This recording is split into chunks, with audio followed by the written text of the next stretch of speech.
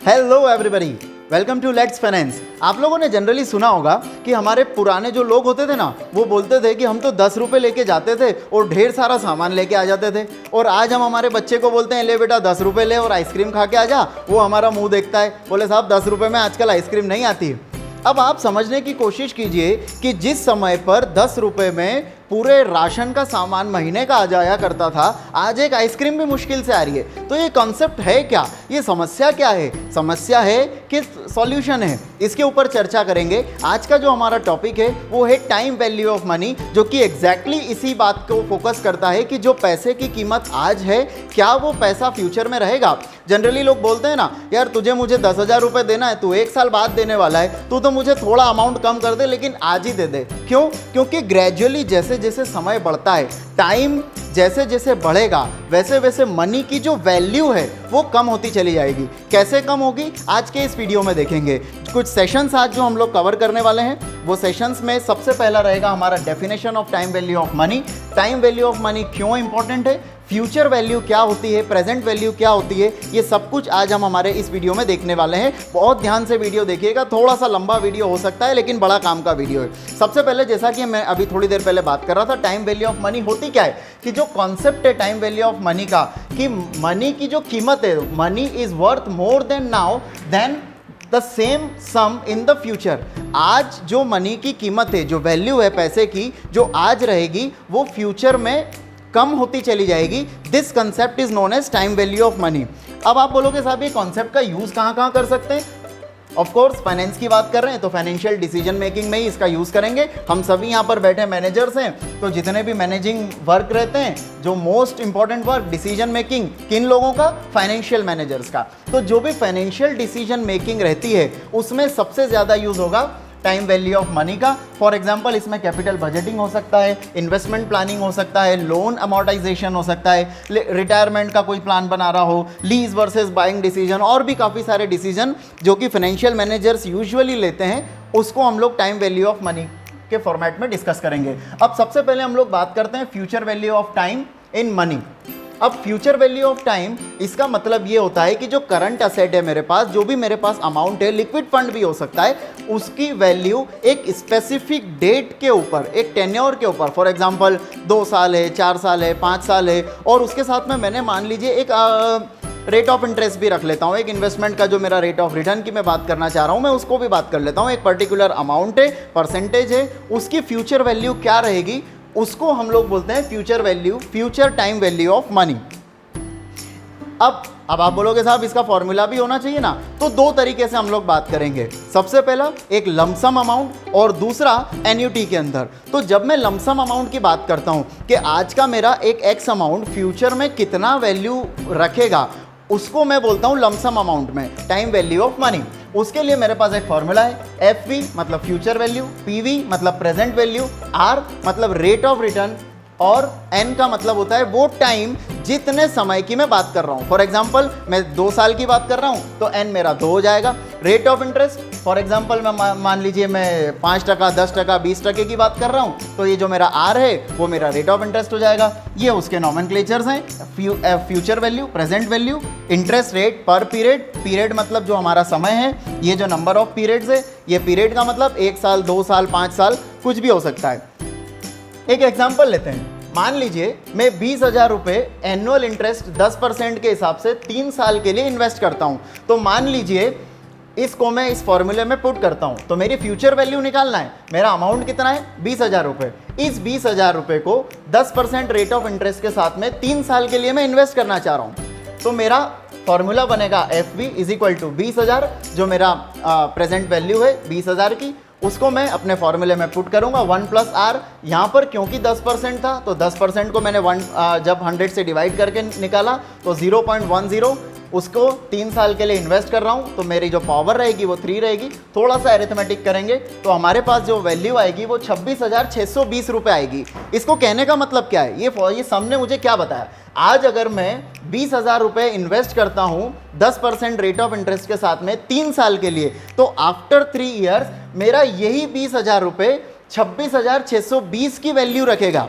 अब आप मान के चलिए, जो मैं बोल रहा था थोड़ी देर पहले, कि किसी व्यक्ति से मुझे कुछ समय के बाद में एक पर्टिकुलर अमाउंट लेना है, तो देखिए ये 20,000 और 3 साल बाद का 26,620 रुपये, ये सेम अमाउंट रहेगा अगर मेरा रेट ऑफ इंटरेस्ट 10% रहता है। तो ये रेट ऑफ इंटरेस्ट मैंने माना है, ये चेंज भी हो सकता है, लेकिन जब भी हम लोग निकालेंगे फाइनेंशियल डिसीजन मेकर्स के लिए सवाल करना इंपॉर्टेंट नहीं है, मतलब समझना इंपॉर्टेंट है।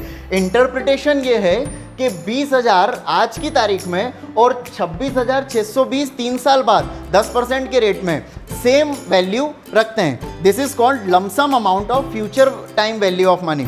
अब मान लीजिए किसी ने बोला कि साहब मैं इतना पैसा 20,000 तो एक साथ दे नहीं सकता, मैं इसको पार्ट पेमेंट में देना चाहता हूँ, थोड़ा थोड़ा करके। तो ये जो थोड़ा थोड़ा पेमेंट होता है ना, 5,000 5,000 5,000 5,000, 1 लाख का लोन लिया, 5,000 की EMI बांध ली, तो ये जो 5,000 में दे रहा हूँ, इसको बोला जाता है एन्युटी। अब कोई व्यक्ति ये बोलेगा साहब एन्युटी में पैसा देना चाहूँगा, तो एन्युटी में कैलकुलेट करने के लिए एक मेरा छोटा सा करेक्शन होता है इस फॉर्मूले के अंदर, जिसमें फ्यूचर वैल्यू और ये जो PMT है, इस PMT का मतलब होता है मेरा वो पीरियड का वो अमाउंट पर अकॉर्डिंग टू द पीरियड जो मैं देने वाला हूँ। फॉर एग्जांपल 5,000 की किस्त मैंने ले ली, तो 5,000 रुपये मैं यहाँ पर लिखूंगा। एग्जाम्पल से आगे वीडियो में हम लोग समझने वाले हैं। तो PMT इंटू 1 + R इसकी पावर n -1 अपॉन में R, ये फॉर्मूला है, बिल्कुल बेसिक सा फॉर्मूला है, सिंपल एरिथमेटिक है, इसमें कुछ खास नहीं है। इसको हम लोग देखेंगे PMT, जो पेमेंट पर पीरियड, जो कि मैं बता रहा था, पेमेंट पर पीरियड का मतलब एक वो अमाउंट जो हर एक पीरियड के अंदर मैं देने वाला हूँ।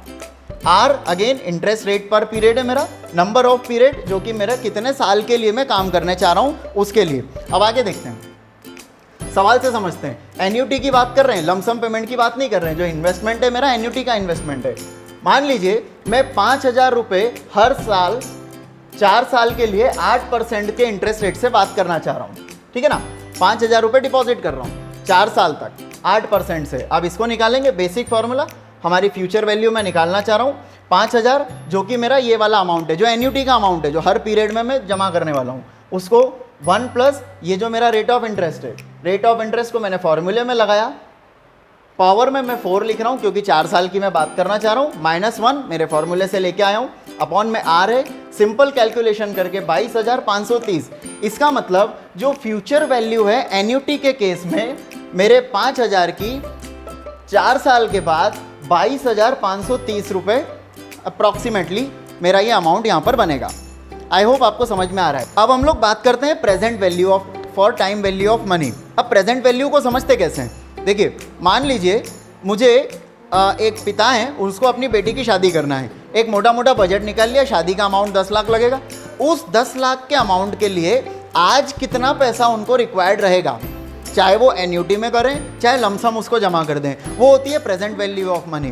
कैसे समझेंगे? एक सबसे पहले डेफिनेशन देखेंगे। Present value is the current worth of the future sum of money. Future sum of money की करंट वर्थ है ना, उसको चाहे फिर हम लोग जो हमारा रेट ऑफ रिटर्न रहे, जिसको हम लोग डिस्काउंट रेट भी बोलते हैं, अगेन जो फ्यूचर वैल्यू थी प्रेजेंट वैल्यू थी, फॉर्मूला ऑलमोस्ट सेम है, थोड़ा सा एरिथमेटिक हम लोगों ने इसमें लगाया है, बट द कॉन्सेप्ट ये है कि जो करंट वर्थ है, जो करंट वर्थ है हमारी of future sum of money, future sum of money की जो करंट वर्थ है उसको हम लोग बोलते हैं प्रेजेंट वैल्यू। आगे समझते हैं। द प्रिंसिपल इज, अब ये जो जिस प्रिंसिपल पे हम लोग काम कर रहे हैं, अगेन द सेम प्रिंसिपल है, the rupee today is worth more then a rupee in future, कि पैसा जो आज मेरे पास है उसकी कीमत फ्यूचर में सेम अमाउंट से ज़्यादा रहेगी आज के पैसे की। आगे बढ़ते हैं। देखिए, अब अगेन लमसम अमाउंट की बात कर रहे हैं प्रेजेंट वैल्यू फॉर्मूले के साथ में। अब जो पहले हम लोगों ने फ्यूचर वैल्यू निकाली थी, अब सेम केस में एक छोटा सा एरिथमेटिक चेंज करके हम लोग प्रेजेंट वैल्यू निकालने की कोशिश करेंगे। अब देखिए, present value is equal to future value upon 1 + R to the power n। Again यहाँ पर PV मेरी प्रेजेंट वैल्यू है, FV फ्यूचर वैल्यू है, R मेरा इंटरेस्ट रेट पर पीरियड है, n नंबर ऑफ पीरियड्स है, नंबर ऑफ ईयर्स भी जिसको हम लोग बोलते हैं। एक छोटा सा सवाल लेते हैं, what is the present value of 1 lakh rupees to be received after 3 years. देखिए, ध्यान से देखिएगा, यहाँ पर हम लोग चर्चा करना चाह रहे हैं 1 लाख रुपए की 3 साल के बाद में प्रेजेंट वैल्यू क्या रहेगी, इसकी हम लोग चर्चा करने की कोशिश करेंगे। डिस्काउंट रेट हम लोगों ने दे दिया 10% का, 10% डिस्काउंट रेट से बात करेंगे। अगेन प्रेजेंट वैल्यू हम लोग ले रहे हैं एज पर माई फॉर्मूला, जो मेरी फ्यूचर वैल्यू एक्सपेक्टेड है वो कितनी है, 1 लाख रुपए।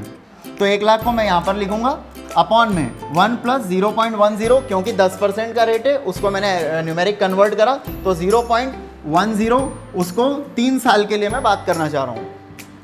अरिथमेटिक फॉर्मूला लगाएंगे तो 75,131 रुपीज़। मैं बात क्या करना चाह रहा हूँ कि अगर मुझे 1 लाख रुपए चाहिए 10% के डिस्काउंट रेट से 3 साल के लिए, तो आज की जो उसकी प्रेजेंट वैल्यू है वो रहेगी मेरी 75,131 रुपीज़। आई होप ये आप लोगों को क्लियर हो रहा है। आगे चलते हैं। ये अभी हम लोगों ने बात करी थी लमसम अमाउंट की। अब मान लीजिए अगेन एक व्यक्ति है, वो बोलेगा साहब मैं तो एन्युटी में बात करूंगा, पार्ट पेमेंट की बात करूंगा, पीरियड्स पेमेंट की बात करूंगा, उसको क्या करेंगे आइए समझते हैं। इसके लिए हम लोग फॉर्मूला जो यूज़ करने वाले हैं वो फॉर्मूला हो जाएगा हमारा प्रेजेंट वैल्यू। ये वो अमाउंट है, अगेन पीएमटी मतलब मेरा वो अमाउंट जो कि मैं एन्युटी के हिसाब से पीरियड वाइज करके पे करने वाला हूँ। पीएमटी इंटू 1 - 1 + r की पावर नेगेटिव n। यहाँ पर ध्यान रखिएगा जो पावर है ये नेगेटिव ले रहा हूँ क्योंकि ये डिनोमिनेटर में आना चाहिए, इसलिए मैंने उसको पावर को नेगेटिव रखा है, अपॉन में जो मेरा रेट ऑफ रिटर्न है। आगे बढ़ते हैं, एक सवाल से इसको समझने की कोशिश करेंगे। You will receive 10,000 rupees every year for 5 years. 10,000 रुपये 5 साल तक मुझे लगातार मिलते रहें 8% के हिसाब से, तो मेरी प्रेजेंट वैल्यू क्या होना चाहिए। अगेन फॉर्मूले में लगाएंगे। प्रेजेंट वैल्यू निकालने के लिए पीवी = फ्यूचर वैल्यू में 10,000 एक्सपेक्ट कर रहा हूँ, 1 - 1 + 0.08 की पावर -5 मेरा 5 साल की मैं बात कर रहा हूँ, अपॉन में 0.08 ये मेरा रेट ऑफ रिटर्न है। और इसको जब मैं सॉल्व करूंगा तो अप्रॉक्सीमेटली जो मेरी वैल्यू आएगी वो 39,927 रुपीज़। इस प्रकार से हम लोग निकालते हैं प्रेजेंट वैल्यू फॉर एन्युटी।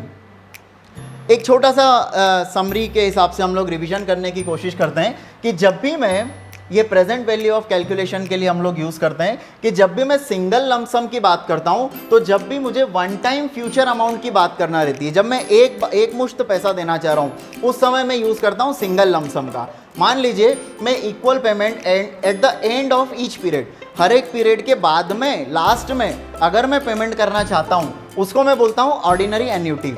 अब अगर मैं सेम अमाउंट को पीरियड के बिगिनिंग में पे करना चाहता हूँ उसको मैं बोलता हूँ एन्युटी ड्यू। ये कुछ टर्मिनोलॉजीज है जो ध्यान रखने की होती है। अब मान लीजिए मेरा एंड आ ही नहीं रहा है, मैं पेमेंट 5,000 करते ही चला जा रहा हूँ। एन्युटी और परपीचुइटी इसमें डिफरेंस है। एन्युटी के अंदर एक मेरी एंड डेट होती है।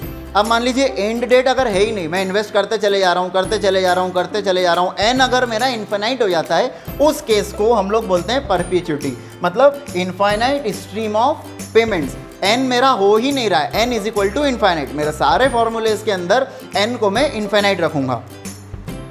अब क्योंकि हम लोगों ने इतना सारा पढ़ा है, आई होप आपको समझ में आया होगा। एक छोटा सा क्वेश्चन मैं आप लोगों के सामने रेज करना चाह रहा हूँ, इसका आंसर कमेंट सेक्शन में आप लोग जरूर दीजिएगा। You invest 5,000 rupees every year for 4 years in an account that earns 8% interest compounded annually. What will be the future value of your investment at the end of 4 years? 4 option आपके पास हैं, 19,000, 21,000, 22,000, 23,000। Correct answer solve करके देखिएगा, comment section में ज़रूर लिखिएगा। और इसी प्रकार के और भी काफ़ी सारे वीडियोस के लिए हमारे चैनल को सब्सक्राइब करें, जुड़े रहें और आपका फीडबैक हमें ज़रूर दीजिए। Thank you very much.